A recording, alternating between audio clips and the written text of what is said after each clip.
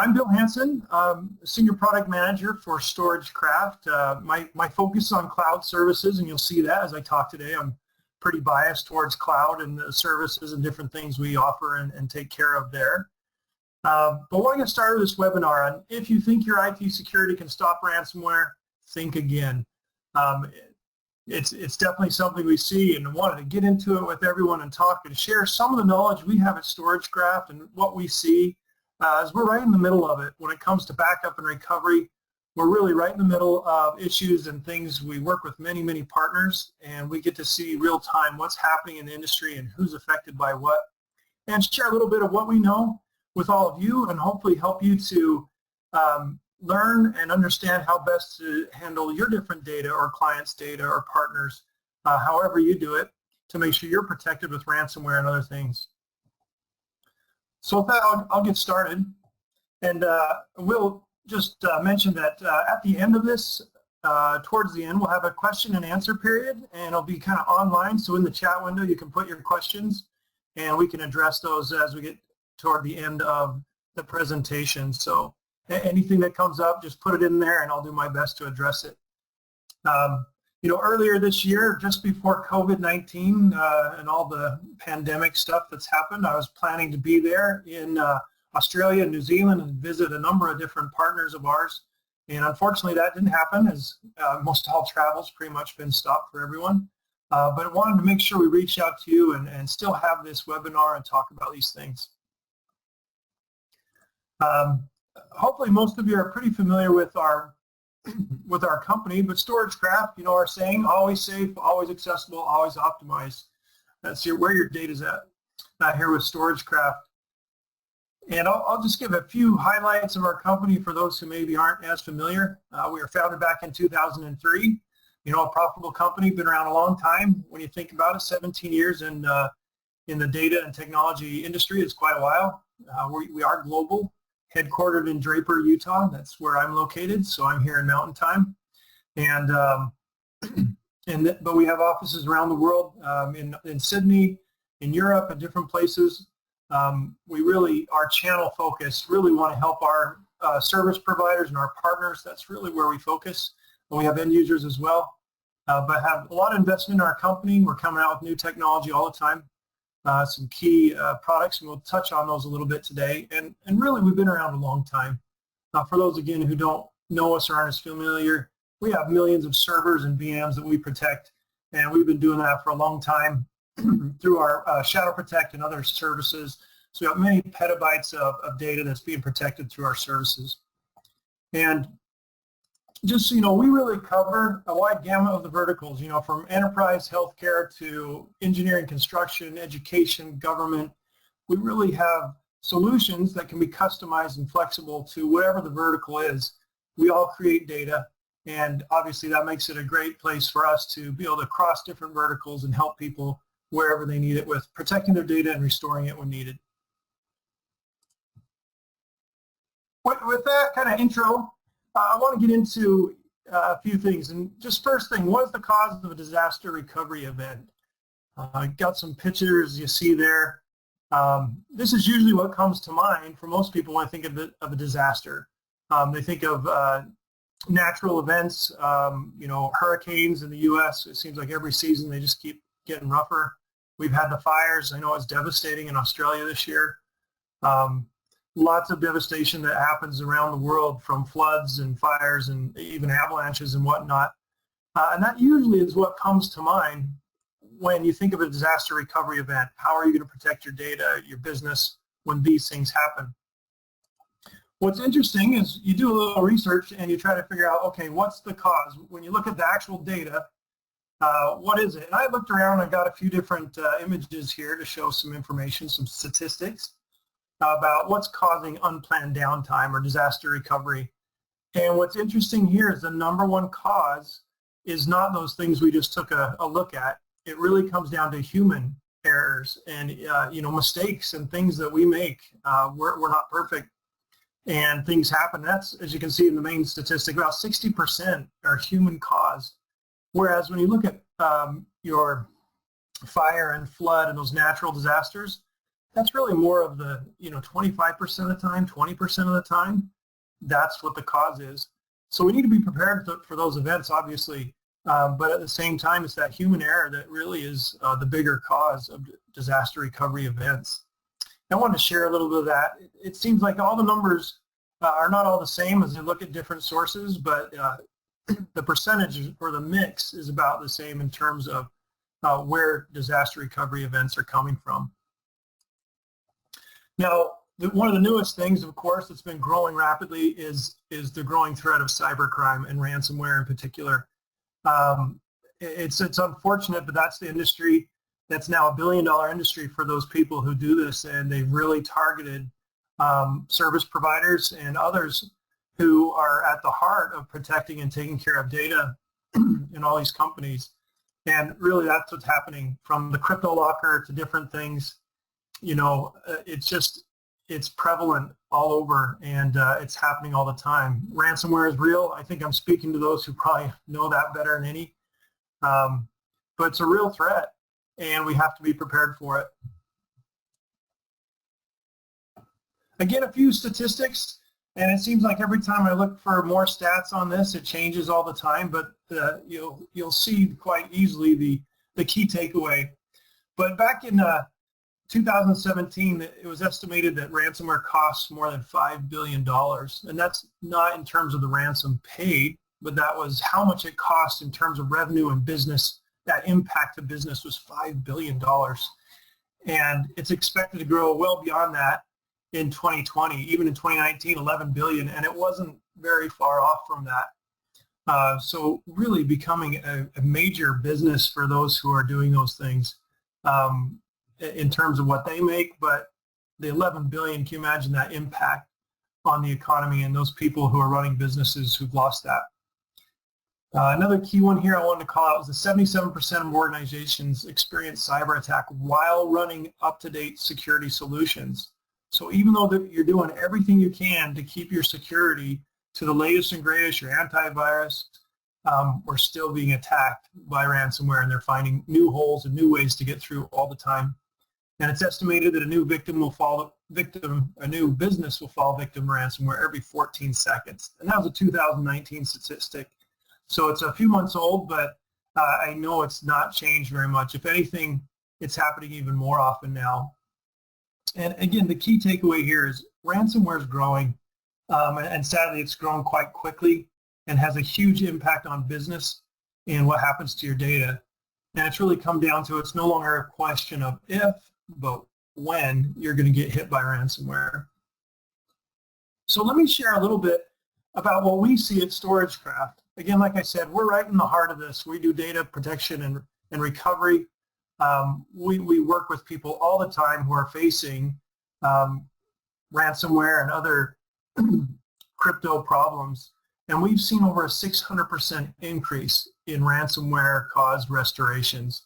It really has been phenomenal, where over time, a few years ago, we'd say usually when people need to do recovery, it's because they did have some funny disaster, be it I shouldn't say funny, but a natural disaster, or they made a mistake, lost an image, someone kind of hit the delete button when they didn't mean to, installed a package of software that had some side effects.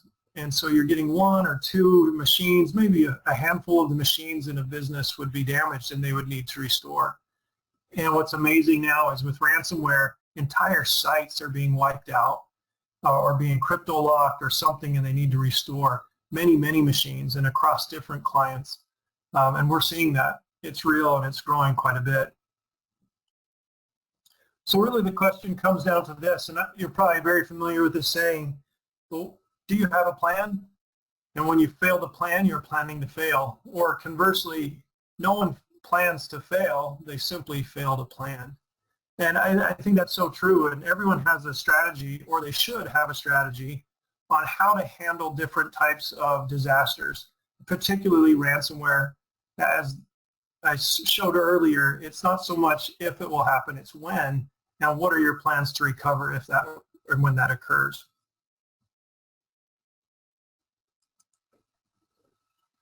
So I want to share just a little bit more, again, just sharing some of the knowledge we have. And we had done a survey not too long ago on data storage trends and the protection trends.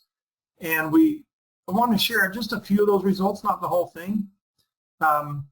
And this survey, just so you know, a little background, it represented lots of different companies of different sizes.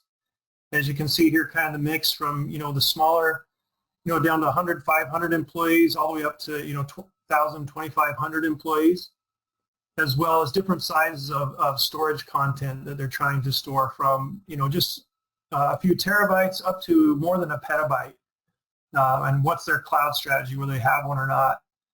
Trying to get a good mix of different companies when we did this survey. And again, across industries, as we're able to service different industries, we wanted to get feedback from all of them that we could, and you can see the mix of those represented. Mostly manufacturing, technology were the biggest, education, financial services. But as you can see, really wide breadth of people and companies represented here. So one of the questions we asked was about data recovery and, how quickly can you recover based upon your strategy and what you've got in place. And it was interesting that only 15% of those we surveyed could recover from a data loss within an hour.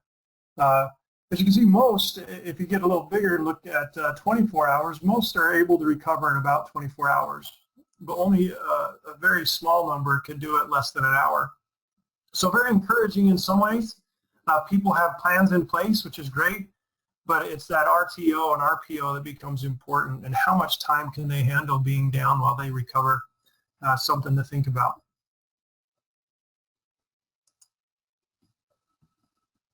Now, what about your recovery plans? Well, you got backup, and what is your plan? And majority of people say they have a data recovery plan, which is great. You see the 96% there. And then the one thing that was hard is how often do you test it? And close to 22%, a quarter, don't actually test their plan. It's really critical, we've learned, that you test your plan out so you know what to do if something were to happen. It's always a sad day when we get calls from someone needing help, they need to recover, and we ask them what they've done, when their last test was, and they've never done it. They never set anything up. They never did those things where they could do some best practices to make things much easier when the disaster occurred. So it's important to test that. So we asked also a few questions around ransomware and ransomware recovery. How many felt that they could recover. And it is pretty interesting, as you can see here.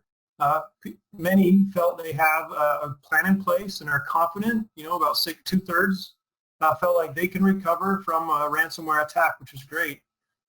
It's the other side that was a little bit scary. You say the 15% we'd lose our data, 11% I got no idea if we could recover from ransomware.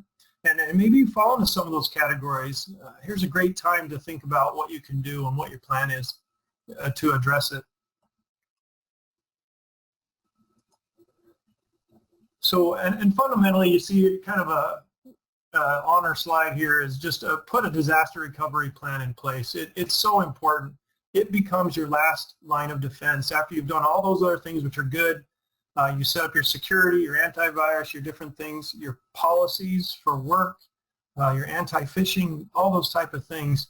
You need to have a disaster recovery plan because things do happen. And how are you going to recover from that when it does? Just a quote, Jonathan here from Scott Aerospace. I'll read it because I think it's worth it. We were hit and not because we were careless. In the face of a targeted attack, your preventative measures can and often will fall short. When this happens, you need to have a DR plan in place. I love what he said. I think he nailed it. You can do everything you can, and things happen. They just do. And so it's critical that you know what your plan is to pick yourself back up when that does happen. It's really the last line of defense. So let's talk about a plan. We're not going to go through all the nitty-gritty details of a plan, but what should you consider as you're looking at your disaster recovery plan?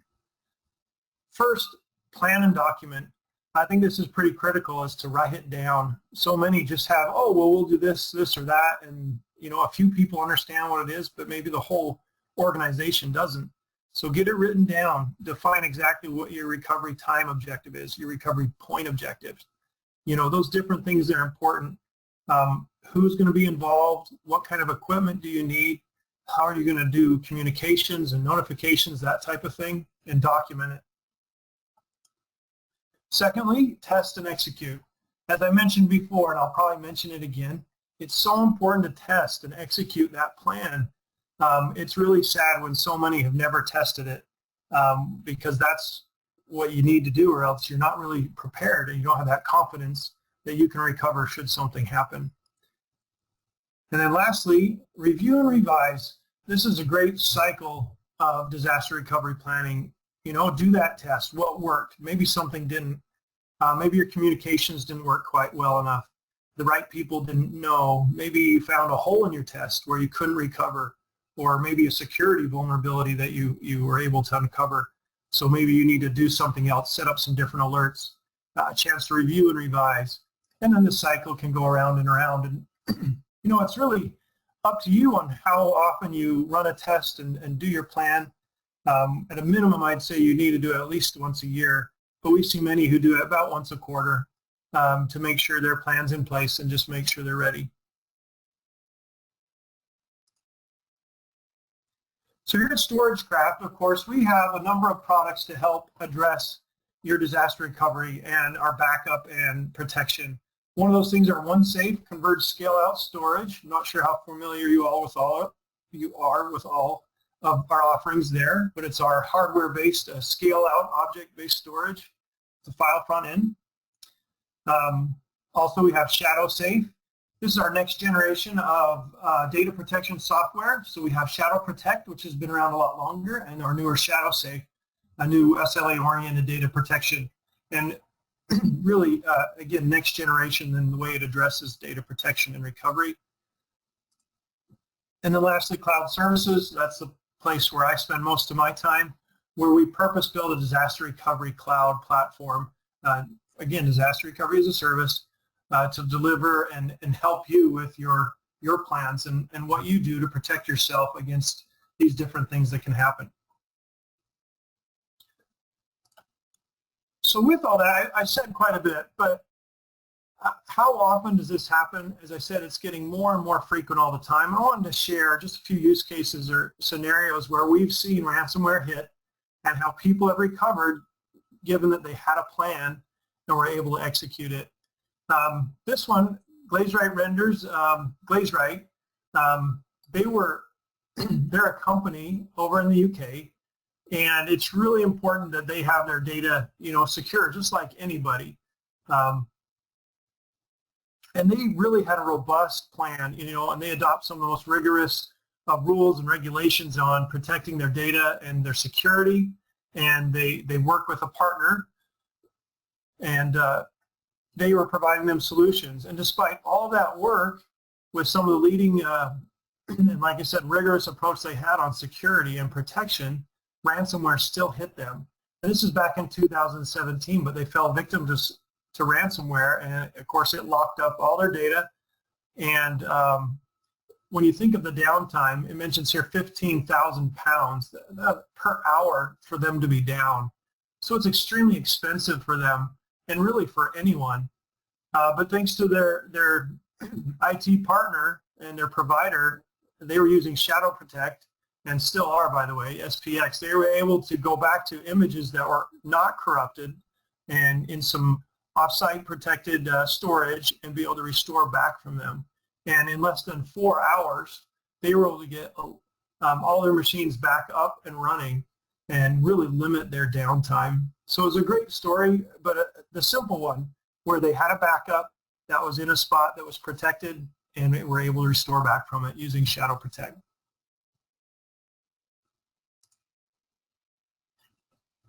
Here's another one from Westbrook Industrial, another manufacturing company in the UK, another one. They also fell victim to a cyber attack after installing software, particularly our software. They put it in and everything, and sure enough, 4 weeks later, they were hit with ransomware. And it took them some time to find out what had happened. You know, it happened the day before. It took them till afternoon the next day to really notice that they've been locked up, or their data had been. And what was great is they identified the problem, and within 45 minutes they were back to work because they had backups that were protected, and they had a good protection that they were able to restore back from. And even back to, based on that loss of revenue and downtime, they think they saved 70 pounds. I know these are British pounds, but 70,000 pounds by having a StorageCraft backup that they were able to use during this ransomware attack and restore. So really paid off really big very quickly. And just to quote them, their advice to any company is to review your cyber strategy and procedures every 3 months. That's the once a quarter I said earlier. Be sure to have an excellent disaster recovery plan in place. Again, if you don't have a plan, you won't be able to have the great outcome they did, where you can restore in 45 minutes and get back up and running.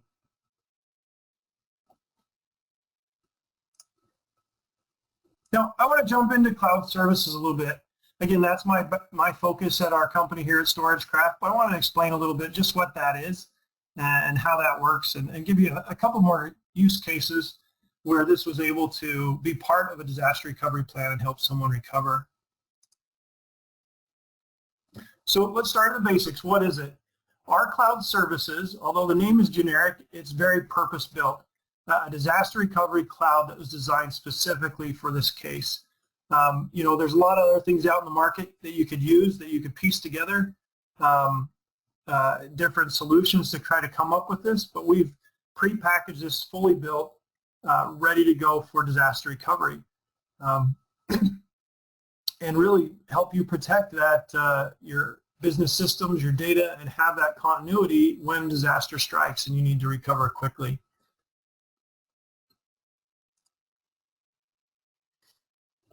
So some of the key features here, it's a simple, flexible solution because we give you different options on what you can do, and I'll explain those in just a minute. But it's a service that runs on our data center in the cloud, so you don't have to install anything on your end for this piece. There's no storing of the data there. But you can log into a partner portal, as we call it, which is a web-based console, and you have total control.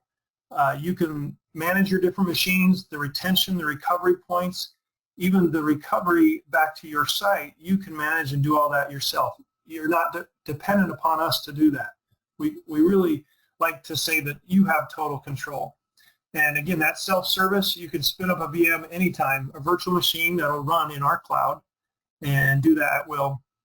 In our data centers, we use the military grade type security, right? We've got encryption. We do have the security, the multi-level security for access physical to the data center. They're all tier 3 plus.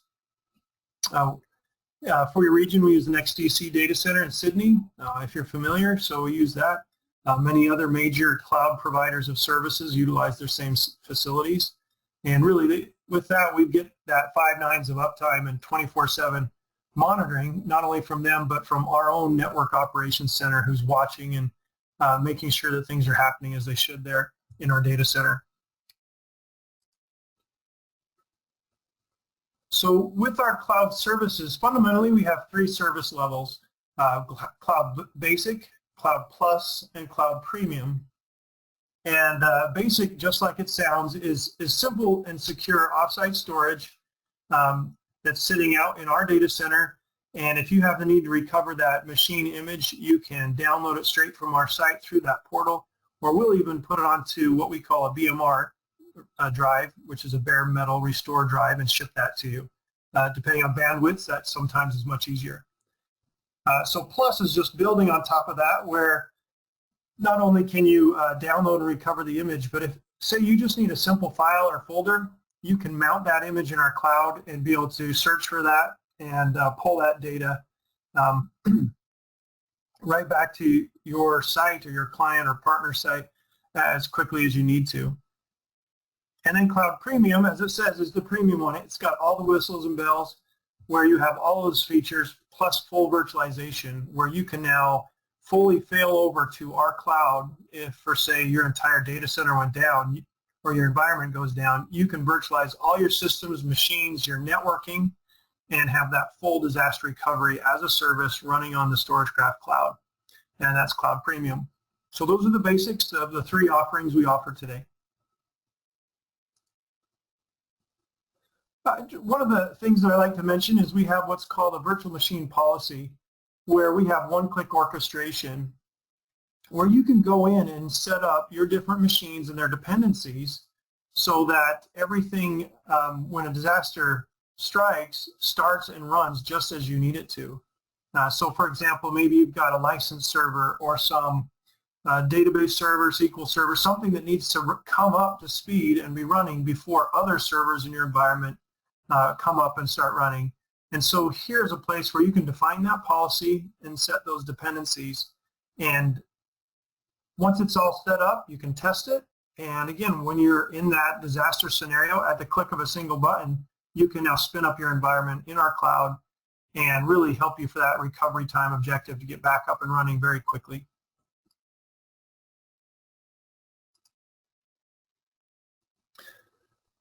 So I want to just bring up a couple use cases where ransomware hit and how our cloud services really help to restore or help people to restore from that ransomware attack. So the first one I mentioned, I can't mention names, but an IT service provider here in the US, they were utilizing an RMM tool, remote management, and excuse me, I'm coughing here. But an RMM tool across all their client accounts, and they had 30 plus different clients. And unfortunately, ransomware had taken and exploited a security hole in that RMM tool, and it ended up encrypting all of their clients' machines that they are managing with that tool. And it also it corrupted their local backup. So even though they had a great policy, great plan, they were backing up all of those machines to a local repository. And then they had signed up for our cloud services and were replicating those off-site. But this ransomware was it was smart enough, if I could call it that. It was able to encrypt both their local backup and the original machine. So they were in a really bad spot with over 200 machines across those 30 different clients, all of a sudden not having access to their data. Again, fortunately, they were also using our StorageCraft cloud services. So all of that data was replicating to our cloud, incrementals and dailies up every day. And basically we were able to work with them and go back to a recovery point before the ransomware attack had happened, which happened to be just a couple days before. And we're able to help them restore copies of all the machines that they had lost. And there was over 80 terabytes of data. So it was quite a bit that they had to restore quickly, and we were able to work with them to get all that out of our cloud and back to them through downloads, BMR drives, as I mentioned before, and also a few virtualizations where they simply flip over to our cloud and we're running in our cloud.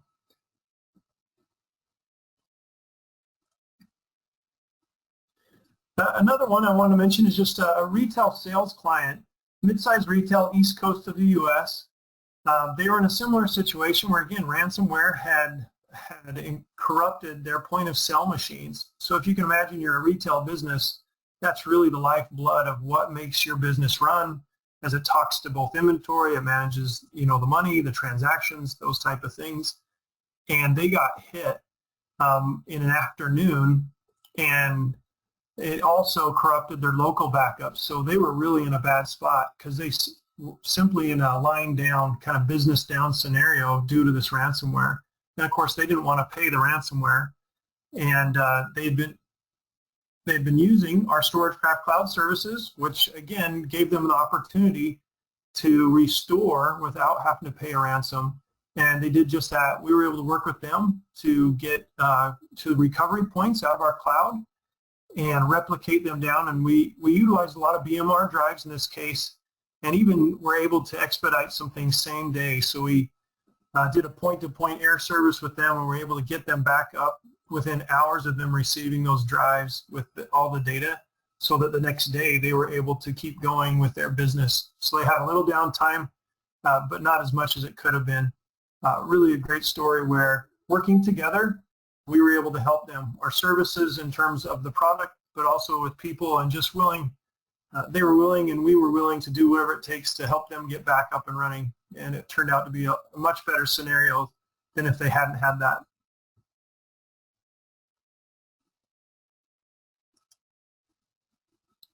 So shifting gears just a little bit, I also want to mention our cloud backup for Office 365, especially with the work from home scenario that we're all facing worldwide. The need to have protection is just becoming even more important for Office 365. And we also back up G Suite, but I'm going to talk about Office 365 specifically. In today's world, SaaS, do you use SaaS, software as a service? It's becoming quite the normal where not many are hosting their own applications unless they're specific to their needs or business. But some of these more general Office, CRM tools, even their support desk and different things, they're managing through a service. I'm sure you may recognize one or two of these that you utilize in your own company in these logos. But again, I want to focus on Microsoft Office 365. They've grown very quickly, about 21% year over year, which turns out to about 3 to 4 million users a month is how quickly they're growing. I think we'd all love to have that many users a month in our business, but they are growing. And one of the key things they do, of course, they're responsible for the infrastructure, that availability and the security, and they do some basic short-term recovery, and Microsoft does that. And that's what they provide. Unfortunately, people don't realize that that's all they do. Their job is not to protect your data. It's the infrastructure and the services that they guarantee. So despite it being in the cloud, it's very important that you have a disaster recovery plan for your data, even in Office 365. It's still prone to incidents such as, human error. People make mistakes, delete something and not realize it. Some malicious type of deletions. There's hacking and even malware, and it'll affect OneDrive, and when it syncs up to Office 365, now whatever was deleted or removed by that malware is now up in the cloud. And simply programmatic errors, you're installing some software that affects it, no one knows about it. 30 days later, you go get the data and it's gone. And because of that, it's important that you have a plan in place even for that. So that's what cloud backup is all about, to protect that type of data. And again, I'll go through this fairly quickly, but our cloud backup solution is truly cloud-based. There's no agents to install or anything. It's completely agentless. It runs as a service in a cloud and protects the Office 365 and your SaaS solutions where kind of pick up where they left off. And so today we back up, Exchange, which is your mail, your calendars and contacts, your OneDrive, SharePoint, your shared folders, as well as your Teams data. Teams has been used pretty heavily lately, and again, one more thing that you want to make sure you're protecting the data and the documents and things that you're sharing there. On Google G Suite, just want to mention kind of a complementary set of services where we protect the Google Gmail, the Google Drive, and the same calendars and contacts and shared folders, same type of thing there.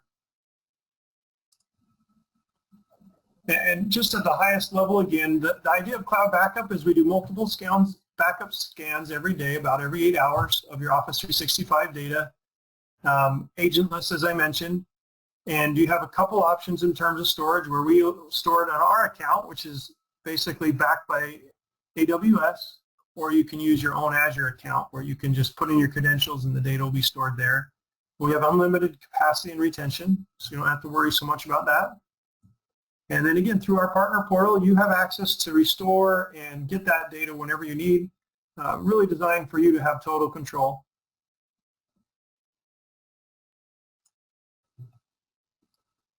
So just kind of recapping here, I want to go back. Ransomware, it is truly a disaster recovery causing event. When prevention fails, you have to have a DR plan. So I hope that you will review that and simply make a plan, document, test, and review. Remember that cycle we talked about. Make sure you're ready. And of course, being from StorageCraft, we have data protection and disaster recovery plans to help you from Shadow Safe, Shadow Protect, our cloud services and cloud backup, which I just kind of shared a little detail on. Great solutions to be part of that disaster recovery plan.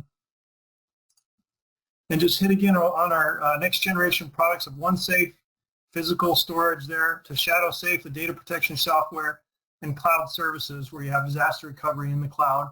And those together can be very powerful, as well as customizable to whatever you need. Maybe only one is all you need. Maybe a combination of two or all three is what you need, and they're designed to work for you.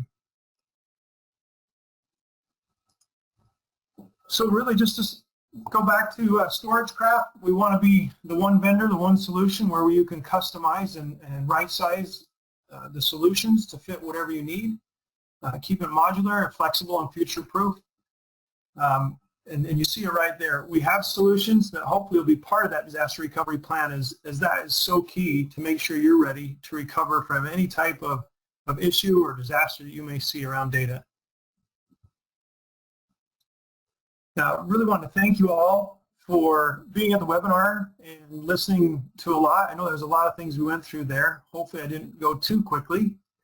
Hey, thanks so much. Glad to be here. Glad to talk to everyone today.